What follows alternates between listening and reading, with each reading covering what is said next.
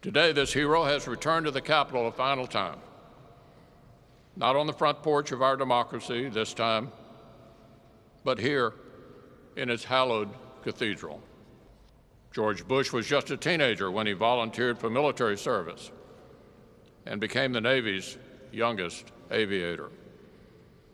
He was only 20 on that September day in 1944 when his plane was hit on a bombing run. But through the fire and smoke, George Bush stayed steady at the controls, a steady hand staying the course.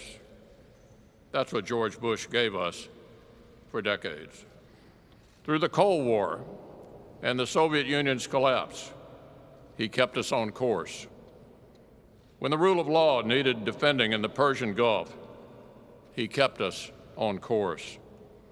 With his even temperament and hard-won expertise, George Herbert Walker Bush steered this country as straight as he steered that airplane.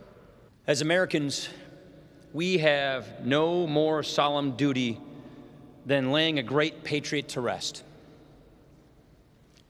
Here lies a great man.